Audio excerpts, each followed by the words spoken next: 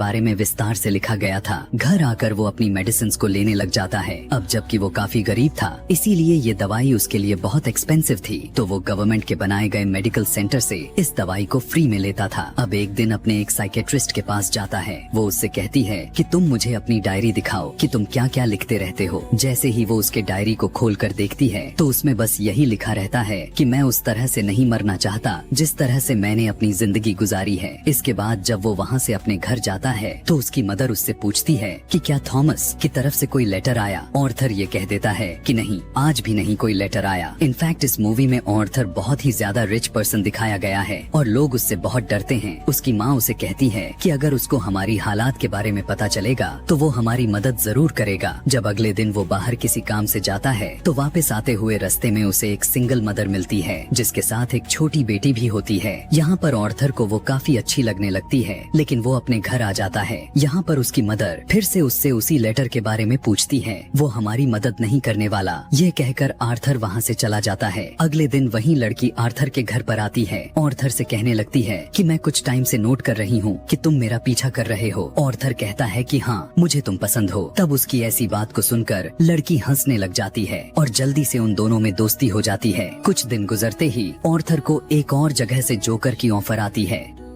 वो एक children hospital होता है और जब आर्थर वहाँ पर जाकर डांस कर रहा था तो उसके पॉकेट से वही गन बाहर नीचे गिर जाती है। सभी बच्चे डर जाते हैं और वहाँ का स्टाफ हैरान होता है कि इसके पास गन क्यों है। यह बात तेजी से फैलती है और उसे इस जॉब से भी निकाल दिया जाता है। वो अपने बॉस को कॉल करके कहता है कि ये तो बस एक टॉय गन है। तब उसके बॉस कहता है कि नहीं, मुझे अच्छे से पता है कि तुम्हारे कुलीग ने तुम्हें असली गन दी थी और तुमने खुद उससे गन ली। यहाँ पर आर्थर के दिल को दोबारा से हर्ट होता है कि उसके कुलीग ने तो उसे इस गन को जबरदस्ती दी थी। फिर हम देखते हैं कि आर्थर ट्रेन में बैठकर घर जा रहा होता है। पता चलता है कि थॉमस वेन के ही आदमी थे। वो ट्रेन में बैठे हुए एक लड़की को छेड़ रहे होते हैं। यह देखकर ऑर्थर को यहाँ पर उसे अपने मेंटल डिसऑर्डर की वजह से हंसी आने लग जाती है और वो तीनों आदमी समझने लगते हैं कि ये हम पर हंस रहा है। इसी वजह से वो उसे बहुत ज्यादा मारने लगते हैं। इतना मारते हैं कि उसके मुंह से खून निकलने लग जाता है। आर्थर उन्हें अपनी बीमारी के बारे में बताने की कोशिश तो कर रहा था, लेकिन वो तीनों उसकी किसी बात को सुन ही नहीं रहे थे। अब यहाँ पर आर्थर को उन तीनों पर गुस्सा आ जाता है और अपनी गन निकालकर उन तीनों को शूट कर देता है। वो वहाँ से डर कर भागने लग जाता है और यह सोचने लग जाता है कि मैंने तो अब 3 लोगों को मार डाला है। वो खुद को एक बाथरूम में लॉक्ड कर लेता है। पहले तो वह बहुत ही बुरी तरह से डर रहा था,